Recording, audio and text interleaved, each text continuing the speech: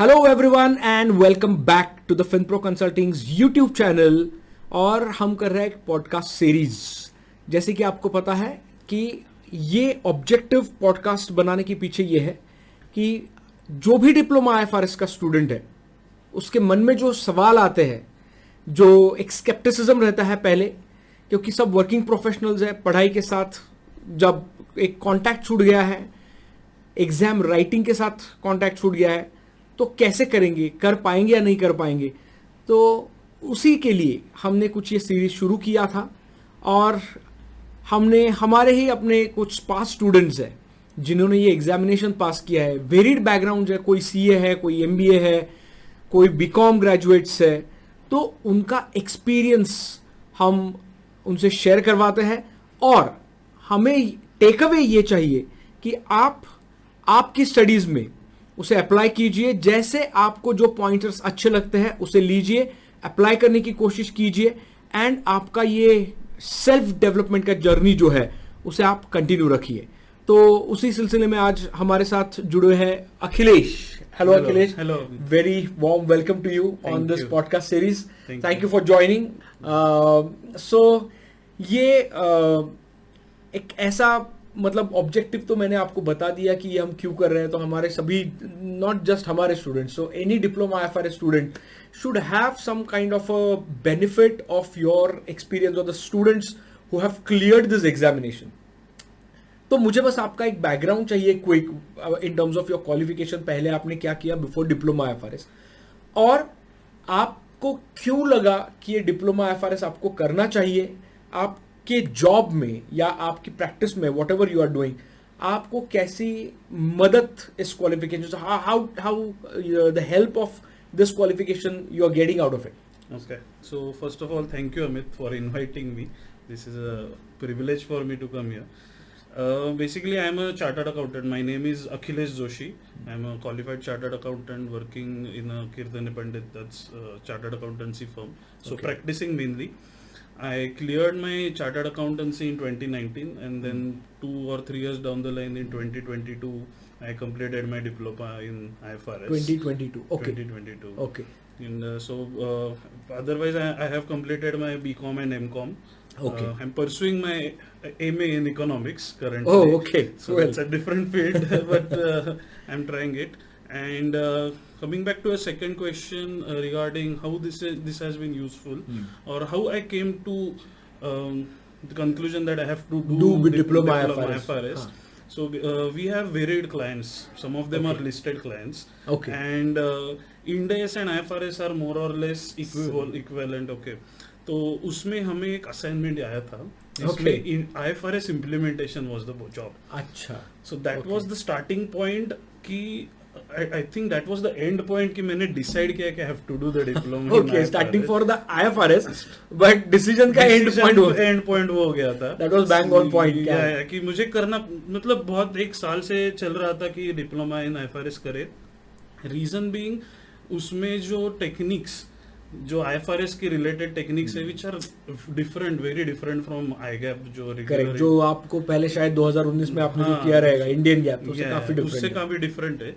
तो that was the starting point of thinking कि Ind AS financials को audit करने के लिए भी लगता है, and then IFRS audit came at the correct point, and that was the decision कि डिप्लोमा करना चाहिए, करना ही है. ओके, अपस्किलिंग भी था और आपके प्रैक्टिस में वो इम्पोर्टेंट भी था काफी. So acquisition of knowledge was one part, but जो डिप्लोमा IFRS के बाद उस एप्लीकेशन, उस नॉलेज गेन का एप्लीकेशन ऑफ होता है ऑन द एक्चुअल यूसेज जो होता है in the job, that was the starting point कि I have to do this diploma now. काफी मतलब लोगों को आज भी ये सवाल है ही कि IFRS करना है तो क्यों करना है. So still there is, what I feel, इतना अवेयरनेस IFRS नॉलेज का नहीं है. मतलब क्या करना है वो इट्स अ डिफरेंट थिंग.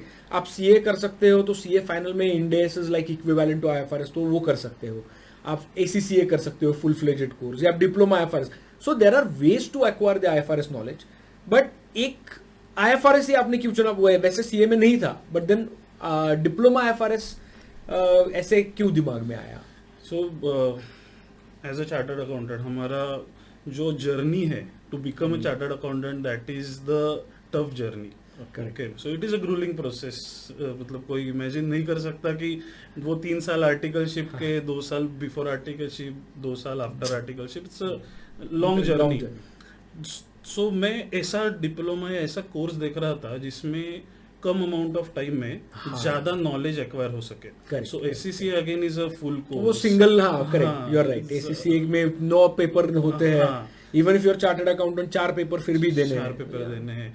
सो उसका practical aspect of application in job, and then उसमें कम समय में ज्यादा सीख के, क्योंकि हर IFRS सीखना है. अगर इस डिप्लोमा है तभी भी individually each and every IFRS we have to learn.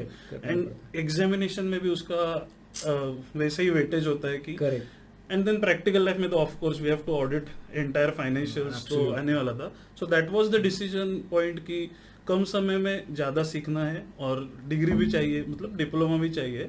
So that is why I chose. So correct, you are absolutely right. एक शॉर्ट 6 महीने में हो जाता है and you get a good knowledge. काफी इन डिटेल है, तो एक अच्छा. अनदर क्वेश्चन ये आता है कि आप 2019 you cleared your chartered accountancy and then diploma किया आपने 2022 में, 2022 में. सो 3-1 साल का गैप तो बहुत ज्यादा भी नहीं था, बट 3 साल का गैप फिर भी मुझे लगता है कि कई बार ज्यादा, because I cleared CA in 2006 and I got this diploma IFRS done in 2009. तो तब IFRS ऐसे नहीं था, बट मेरे यहाँ पे भी 3 साल का गैप था CA एंड डिप्लोमा IFRS, तो भी मुझे वो ज्यादा लगा था. आपको चैलेंजेस क्या लगे कि इन टर्म्स ऑफ कैसे प्रिपेयर करना है? ऐसे कुछ दिमाग में था कि यार 3 साल हो गए, स्टडीज से कुछ कनेक्ट है नहीं है, कैसे कर पाओगे, ऐसे क्या था? मतलब what was your psychology? So basically जब चार्टर्ड अकाउंटेंट आप बन जाते हो, दैट्स, मैंने बोला वैसे बहुत प्रोसेस के बाद तो एक रिलैक्सेशन आ ही जाता है. करेक्ट है कि अब अभी आप रिलैक्स होते हो. पर मैंने 2-3 मतलब जून में मतलब एग्जाम जो हुई थी उसके 6 महीने पहले मैंने प्रिपरेशन चालू किया था कि एटलीस्ट बैठना चालू करो. 6 महीने आपको लगे? 6 महीने मुझे तो प्रिपरेशन में लगे. क्योंकि मुझे एक अटेम्प्ट में ही पास होना था. मेरा एम था कि एक अटेम्प्ट में जाना है, अच्छे मार्क्स स्कोर करके आना है. तो उसमें मेरा अप्रोच ऐसा ही था कि I will go slow and steady. पहले ही दिन से मैं 3 घंटा 4 घंटा नहीं बैठ रहा था. I started with 1 hour, then क्योंकि कंसंट्रेशन का भी थोड़ा इशू होता था, प्लस जॉब मैनेज करके पढ़ाई कर रहा था. सो आई स्टार्टेड विद 1 आवर. पहले 1 महीने में 1-1 घंटा डेली, देन वीकेंड्स पे 2-3 घंटे. बट थोड़ा थोड़ा करना पड़ता है रोज to get the connection and all that. Consistency is the key in any professional diploma degree whatever. Consistency is. But I'll tell you one point, and everyone, the audience also, you must be aware कि इसके पहले भी जो लोग 3-4 लोग आके गए इसके पहले, everyone said कि थोड़ा थोड़ा करो लेकिन शुरुआत से करो. Do not maintain your consistency. Exact the same thing. एक ने कहा कि आपका कनेक्शन होना चाहिए सब्जेक्ट के साथ, तो कनेक्शन होना है तो आधा 1 घंटा भी बहुत हुआ. So do your half an hour to 1 hour study at least a day initially. धीरे धीरे उसको बढ़ाते. But that's a very correct point and you are mentioning, reiterating it once again.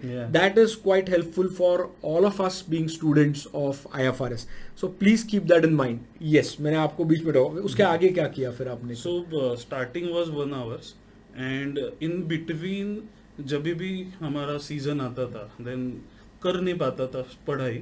Then I used to try कि जो काम के time उसका application होना है तब उसका मैं साइड में नोटिंग करके रखता था.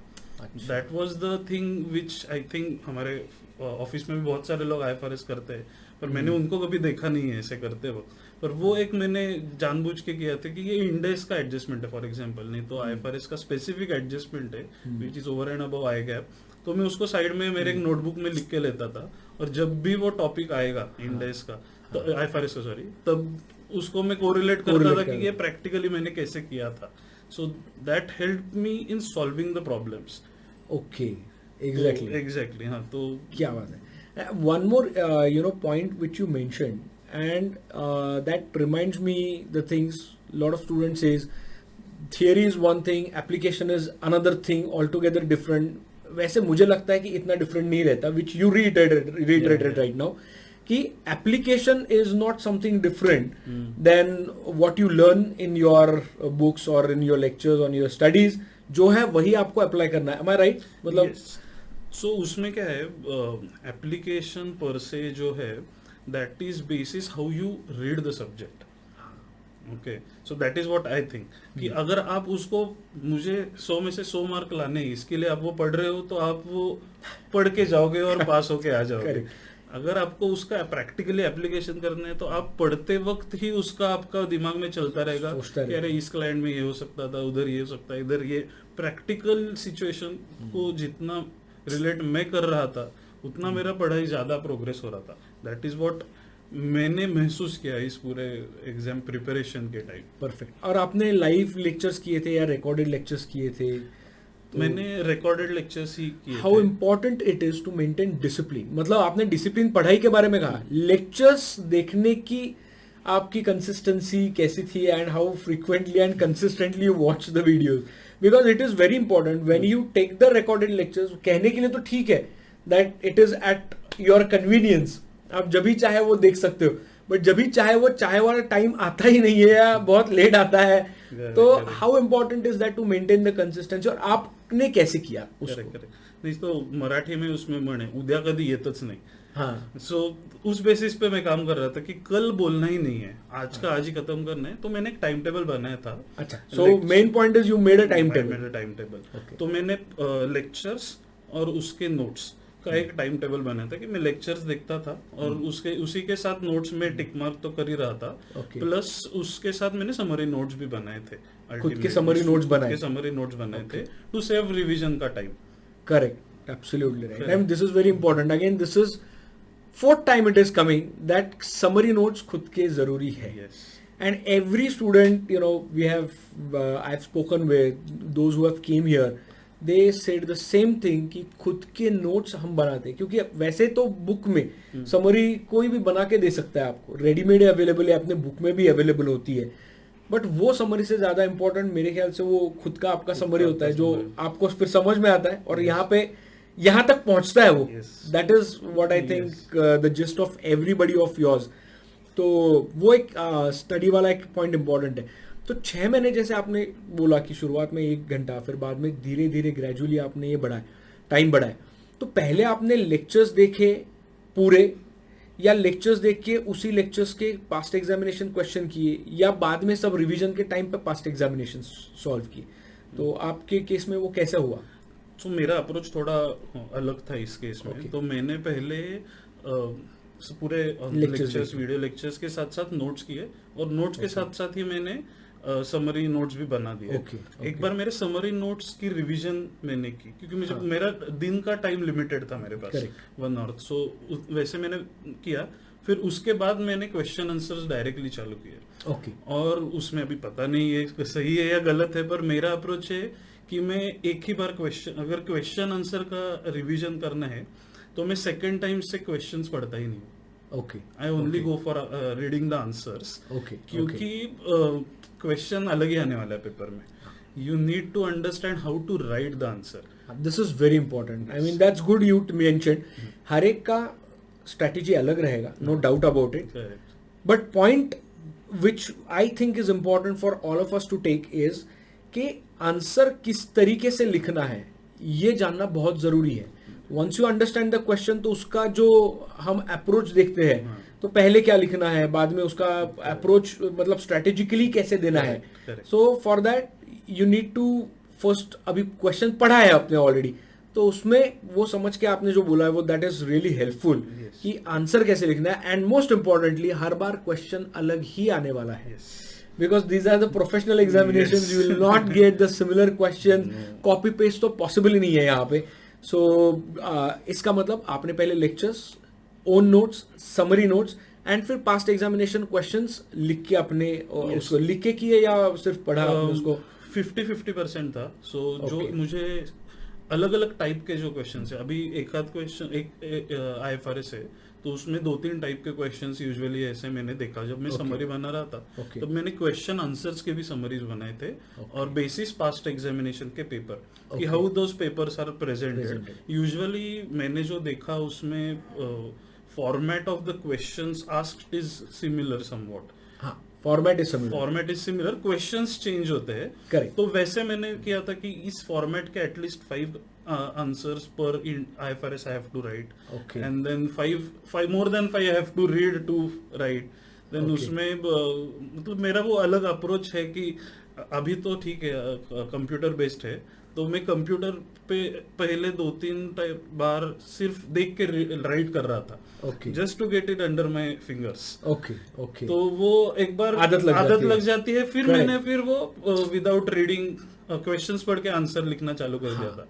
बट वो टाइप आउट करना जरूरी है. Yes, yes, so this is very very important. Important कि अभी सीबी एग्जामिनेशन है, आपने रिटर्न, अभी वो रिटर्न एग्जाम तो चला गया, 2020 के पहले ही था. Correct. तो वो जब लिखना था आपके दिमाग में कुछ था पहले?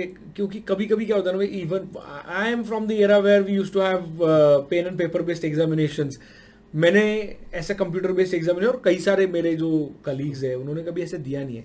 Now this is a new challenge कि आपको ये लिखना है. तो how it is important for you to get well versed with the utility which SCCA provide you, और उसके ऊपर काम करना कितना जरूरी है? सो बेसिकली मैं भी जब CA बना, तब तब भी मैंने written एग्जाम ही दिया था. था, रिटर्न ही CA दिया. आज भी रिटर्न ही है सब रिटर्न ही एग्जामिनेशन मैंने दिए थे. वो है, this was the first exam dip IFRS जो कंप्यूटर Computer बेस्ड based था. है. और मुझे ये कंप्यूटर बेस्ड क्या है ये समझने में ही 1-2 वीक्स गए. सो जो मेरे फ्रेंड्स थे, उन्होंने लास्ट 2 अटेम्प्ट में दिए थे एग्जाम्स, क्लियर हुए थे. मैंने उनसे थोड़ी बातचीत की थी. उसमें मुझे एक चीज समझी कि थोड़ा एग्जामिनेशन सेंटर बेसिस भी थोड़ा अप्रोच चेंज करना पड़ता है. Okay. Reason being monitors and computers कैसे होने वाले हैं, दैट इज वेरी इंपॉर्टेंट. क्योंकि जो मुझे जो कीबोर्ड मिला था और जो लैपटॉप में हम यूज करते हैं, दैट इज वेरी डिफरेंट. और वो टाइपिंग स्पीड बहुत अफेक्ट करता है. हाँ. और अपना एग्जामिनेशन ड्यूरेशन स्पेसिफिक है, उसमें बहुत करना है. And important thing is calculator, computer वाला ही यूज करना है. सो ये 3-4 चीजें जो थी वो मैंने दिमाग में रखी थी कि वर्ड में भी so you are centre based. हाँ, centre based. Okay. So word में भी मैंने लिखा था, एक्सेल में भी मैंने लिखना वो टेबल फॉर्मेट में. वैसे ऑडिट की वजह से आदत होती है, पर वो पर्टिकुलर्स कॉलम, अमाउंट कॉलम लिख के, वो उनको जो प्रेजेंटेशन एग्जामिनेशन के हिसाब से एक्सपेक्टेड है वो, और एक कंप्यूटर वाला कैलकुलेटर, ये तीनों चीजों का मैंने एटलीस्ट अ मंथ प्रिपरेशन किया था. यस. अच्छा. तो ये कीबोर्ड वाला इम्पोर्टेंट इशू है, क्योंकि मैं भी मुझे भी ये 2-3 स्टूडेंट्स ने ही बताया था कि कंप्यूटर की कीज हार्ड थे. कुछ कीज, मतलब not all, but 1-2-3 keys hard थे. That gives you a kind of anxiety, irritation आता है कभी कभी, यार this is not working, and it affects your mind at that time. So you have to be prepared for such kind of surprises at the exam venue. So this is helpful actually. Now ये आपने पढ़ाई ऐसे की, मतलब वो centre based examination, आपका centre based examination, इसके पहले तो वो तो सब रिमोट में दिया था. सेंटर बेस्ड एग्जामिनेशन के लिए एक अलग एनवायरनमेंट होता है, वहाँ पे काफ़ी बच्चे रहते हैं, सब रहता है. बट आपको वहां पे क्या क्या चैलेंजेस आए? चैलेंजेस मतलब कैलकुलेटर ले नहीं जा सकते, पेपर देते या नहीं देते हैं, कितना देर पहले I have to enter into an examination hall, उसके बारे में आपको क्या लगता है? तो उनकी एग्जामिनेशन जो उधर होता है, उनकी स्ट्रेटेजी रहती है कि एटलीस्ट 1.15 मतलब 1 घंटा 15 मिनट पहले you have to reach the examination centre. Okay. इतना जल्दी? हाँ, क्योंकि उनका क्या है, 15 मिनट पहले वो एक सेपरेट हॉल में बिठाते हैं, सीरियल नंबर ही, आपका सब चेकिंग वगैरह होता है, ID कार्ड वगैरह, फिर आप उधर ही बैग वगैरह सब रख के, आपको सिर्फ आपका हॉल टिकट, ID कार्ड और एक पेन पेपर लेके जाने को. अच्छा, वहाँ पे पेन पेपर अलाउड है, तो आप नोट कर सकते हो? नोट कर सकते हो, कौन सा क्वेश्चन आगे पीछे चल रहा है वो आप नोट डाउन करके रख सकते हो. ओके. तो उधर से 30 minutes before they shift you to actual examination hall, जो कंप्यूटर लैब रहता है उन सेंटर्स में, उधर शिफ्ट करते हैं. क्योंकि क्या है, उस सेंटर में जाने के लिए, now this is a international organisation which is conducting this examination, तो उनका रिगरस प्रोसेस रहता है. आपका आधार देखेंगे, आपका हॉल टिकट के ऊपर का फोटो देखेंगे. अगर हॉल टिकट के ऊपर फोटो प्रिंट नहीं होके आता बहुत जगह, तो वो आपको उधर स्टिक करके पहले उनको आपकी आइडेंटिटी देनी है. अगर ये थोड़ा एंटर करने की प्रोसेस भी थोड़ी आपका इंडिविजुअली सबका फ्रिस्किंग होगा. अच्छा, इतना स्ट्रिक्ट है उधर, तो उसमें आधा घंटा जाता है, फिर वो 10-10 के बैच में ही बेचते हैं अंदर। ओके, तो उसके लिए मैं तो 1.5 घंटा पहले पहुंच गया था, पर it is advisable to reach at least 1 घंटा 15 मिनट पहले, ओके, क्योंकि आधे घंटे पहले आपको आपके कंप्यूटर पे बिठा देंगे, एंड देन इट्स ऑनलाइन। वो एक ऑटोमेटिक चालू होता है, ऑटोमेटिक बंद होता है, बंद होता है, आप कुछ नहीं कर सकते हो। इधर पेपर खींचने 2 मिनट ऐसा कुछ नहीं हो सकता, वो ऑटोमेटिक बंद हो Okay. जाता है। उसमें थोड़े चैलेंजेस मेरे सेंटर में भी आए थे कि चालू नहीं हुआ है, वो आपको एक Okay. लॉगिन आईडी पासवर्ड डाल के रखना पड़ता है, Okay. फिर एंटर करो, फिर वो घूमता है और वो फिर क्वेश्चन अच्छा, पेपर वैसे शुरू आता है। हाँ, तो वो थोड़ा चैलेंजिंग रहता है, जिनको थोड़ा टेक्नोलॉजी से डर लगता है उनको तो मेरी एडवाइस है कि उनके मॉक एग्जाम्स वगैरह भी होते हैं, हाँ, करेक्ट। तो वो तो आप करो ही करो। वो तो एग्जाम, वो एसीसी की यूटिलिटी पे Yeah. आजकल उन्होंने वो एक सेपरेट दिया है कि आप क्या वहाँ पे जो एक्चुअल एग्जामिनेशन का एनवायरनमेंट है वो आपको दिया है वहाँ पे। Correct. थोड़ा सा फिर भी डिफरेंस रहता है उसमें, but that has been given by ACC. और अभी पे 6 से 7 एग्जामिनेशंस है जो उसके बाद में अब जो एसीसी के वेबसाइट पे आए हैं, Yes. Those are all computer based, तो आप वहाँ पे एग्जामिनेशन ही दे सकते पूरे अच्छा। पूरे पेपर्स। नहीं। तो 6-7 पेपर की प्रैक्टिस आजकल हो जाती है। Correct. उसी के ऊपर मुझे आना है कि आपने पास्ट एग्जामिनेशन के बारे में कहा कि ऐसे ऐसे सॉल्व किया, कितने मतलब जो लेट्स से जो कंपाइलेशन हमारा एक बुक है वॉल्यूम 2 वाला, वो आपने एक बार तो भी पूरा सॉल्व किया था टू गेट द कॉन्फिडेंस, और नहीं हुआ था लेकिन फिर भी थोड़ा सा कॉन्फिडेंस आ ही गया था, कैसे कैसे था आपके बारे में? तो मैंने पूरा मॉड्यूल 2 बार तो सॉल्व किया था, अच्छा, क्योंकि एक सीए एग्जाम देने से मुझे वो एक आ गया था अंदाजा कि एट द एंड आपको एग्जाम क्लियर करनी, करेक्ट। आपको पढ़ाई करना है वगैरह, दैट इज एप्लीकेशन है, सब है, बट सब ट्रू, बट आपको एग्जाम क्लियर करना है। करेक्ट। एग्जाम क्लियर करने के लिए वो एग्जाम में जो चीजें आने वाली है वो तो एक क्वेश्चन आंसर ही है। तो मैंने लास्ट 1 मंथ में मुझे बोला कि मैंने पूरा फोकस एग्जाम के ऊपर शिफ्ट कर दिया था कि क्वेश्चन आंसर्स करूंगा। पहले एक बार क्वेश्चन एंड आंसर किया, फिर सिर्फ आंसर्स किए, देन उस आंसर्स में भी मैंने बोला जैसे वेरिएशन 5 आंसर्स पर टाइप में लिख रहा था, 5 बाकी के पढ़ रहा था। तो दैट इज वेरी इंपॉर्टेंट कि यू हैव टू अंडरस्टैंड कि एग्जाम में क्या आने वाला है एंड राइट दैट, क्योंकि बोलने के लिए ये छोटी एग्जाम है बट सिलेबस बहुत है। सिलेबस बहुत है। एक सिंगल पेपर है लेकिन वो है वैसे, मतलब सिलेबस ऐसे लाइटली भी नहीं ले सकते। लाइटली नहीं ले सो सकते। कई बार you said that chartered accountant may take this examination lightly, क्योंकि उसको लगता है यार मैंने 8 पेपर तो क्लियर कर ही दिए या 6 पेपर क्लियर तो कर ही दिए, अभी सीए बन गया हूँ। लेकिन ये एक पेपर पसीने छूट जाते हैं कभी कभी, but positive point out of it is कि एक ही सब्जेक्ट है और उसके लिए 6 महीने हैं। हाँ, तो ये है। Yes, so good that you mention. इसी सिलसिले में और एक सवाल था कि एग्जामिनेशंस कितने दिए, मतलब कुछ मॉक एग्जाम ऐसा कुछ किया था क्या आपने? एक दिया था मैंने मॉक एग्जामिनेशन, एक ही टाइम स्लॉट्स मेरे पास अवेलेबिलिटी थोड़ा कम था। हाँ। इसलिए आई एक दिया अंडरस्टैंड। था। पर मेरा एक दोस्त है जो एमबीए फाइनेंस है, और उसने इस एग्जाम के लिए 2 मंथ्स प्रिपरेटरी लीव ली थी। क्योंकि उसकी ऑर्गेनाइजेशन एमएनसी है और उनके ऑर्गेनाइजेशन में फुल एप्लीकेशन आईएफआरएस पे ही चलता है। तो उसने छुट्टी ली थी, पर उसने 3-4 बार मॉक टेस्ट दी थी, score pretty well around 75 plus, excellent marks. But उसने 2-3 मॉक टेस्ट दी थी, और उसके ही साथ ही मैंने एक मॉक टेस्ट दी थी, विच इज वेरी हेल्पफुल। मैंने ऐसी मॉक टेस्ट दी थी जिसका वो सेंटर में जाके देना था, क्योंकि मुझे वो थोड़ा जब वैसे हमारी स्टार्टिंग में बात होगी 3 साल गुजर चुके थे 2 एग्जाम के बीच में, करेक्ट। इसलिए मैंने वो किया था। एक थोड़ा सा अलग सवाल, शायद इसके पहले मैंने नहीं पूछा, considering our work pressure, work environment, now you are working with a chartered accountant firm, तो वहाँ पे डेडलाइंस होती है, एवरी मंथ कुछ ना कुछ होता है, चलता रहता है। And which was your month you clear the June, and that is the toughest to be very honest. वहाँ पे लिस्टेड कंपनीज का क्लोजिंग होता है, फिर और कई सारी चीज़ें वहाँ पे आ जाती है। तो वहाँ पे आपने कैसे मैनेज किया? Did you think of postponing the examination? Okay, so postponing was never the thought. क्योंकि मैंने जैसे बोला कि मुझे एक ही बार करना था, मैंने 6 महीने पढ़ाई की थी, ओके उसके बाद मुझे पता था पहले से कि अप्रैल एंड में are going to be hectic, bad, हाँ कि मतलब finalisation of a listed company, और मैं उस समय दो से तीन कंपनी हैंडल कर रहा था लिस्टेड, तो मुझे पता था कि हेक्टिक होने वाला है। पर इसलिए मैंने वो मई एंड टू जून मिड वो एक महीना पकड़ा था कि इसमें मैं ज़्यादा फोकस करूंगा ऑन द जॉब।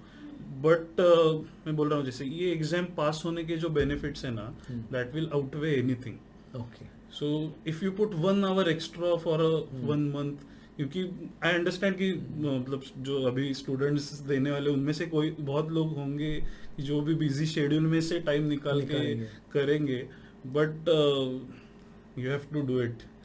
कमिटमेंट लिया है तो करना है, क्योंकि I understand you sacrifice your family time, तो इतने दिन किया है तो पूरा जोर लगा के कर ही देते हैं, तो पोस्टपोन करने का सवाल नहीं आता। तो जो लोग कोई पूछते हैं सर अटेम्प्ट पोस्टपोन करूं क्या, बिल्कुल नहीं, मैं हर बार यही कहते रहता हूं। तो not to postpone the attempt, attempt postpone हुआ तो एग्जाम ही छूट जाती है हाथ से, तो ये जनरल एक्सपीरियंस है। तो good that you reiterated on that. So it's a complete different perspective if you see practicing chartered accountant, people doing jobs. So ये जो एग्जामिनेशन के बारे में हम बात करते हैं, डिप्लोमा IFRS और उसके बेनिफिट्स, और ये आपने तो बता ही दिए सब बेनिफिट्स। फिलहाल जो आप काम करते हो उसमें इंड AS करते हो, IFRS शायद थोड़ा कम अप्लाई करते हो, बट उसमें कुछ ज़्यादा डिफरेंस लगता है आपको? इंड AS एंड IFRS में ना हमने अभी एग्जाम होने के बाद भी दो साल प्रैक्टिकली कर रहे हैं हम, इंड AS ऑडिट और IFRS ऑडिट दोनों। मोस्टली ज्यादा से ज्यादा भी देखेंगे तो 2 या 3 ही रहेंगे डिफरेंसेस, बट दैट जो काम जो एप्लीकेबल डिफरेंसेस है, एप्लीकेबल डिफरेंसेस ज्यादा से ज्यादा दोगे, पर बाकी जो एप्लीकेबिलिटी पर से है ना और जो प्रिंसिपल्स है, I think Ind AS and IFRS के समवॉट सिमिलर ही है। यस, तो गुड, तो चलो अच्छी बात है। कोई एक एडिशनल कोई हमारे स्टूडेंट्स के लिए, कि डिप्लोमा IFRS के स्टूडेंट्स के लिए, कि आपको क्या ये करना चाहिए ये एग्जाम के लिए, लास्ट नोट आपकी तरफ से कि ये आप जरूर कीजिए विच हेल्प्ड यू, जो मैंने आपसे नहीं पूछी, जो आपको लग रहा है कि ये मैं बता दूं, तो आप प्लीज शेयर कर सकते हो उसको। तो स्टूडेंट्स, मैं आपको एक चीज बताना चाहता हूँ इस सब चीज में कि कंसिस्टेंसीज की वो हमारी बात भी हो गई, पर self confidence is very critical. कि आपके साथ ऐसी चीजें होने वाली है ड्यूरिंग दिस प्रिपरेशन कि आपको वो नहीं समझेगी, क्योंकि थोड़ा IFRS बेस्ड है, थोड़े इंटरनेशनल, मतलब इंडिया के बाहर बहुत सारी चीजें स्ट्रिक्ट है, स्ट्रीमलाइंड है, पर वो आपने प्रैक्टिकलिटी में देखी होगी नहीं देखी होगी, तो थोड़ा होगा कि अरे ये तो समझ ही नहीं रहा है। Just keep it aside, focus on the things कि आप इसको खत्म कर लो। जो आपका प्लस पॉइंट है उस पर फोकस करो, जो निगेटिव पॉइंट है उसके लिए आप आपके कोचेस से बात करो, मेंटर से बात करो, पीयर्स से बात करो, and try to solve it.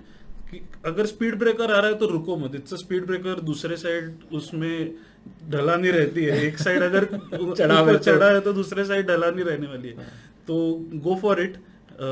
All the best. क्या बात है, thank you so much for coming here, joining us and sharing your experiences with the students. So I really appreciate you coming down here, and thank you everyone for joining us, and let's meet next week with new podcasts. Thank you so much and goodbye. Thank you.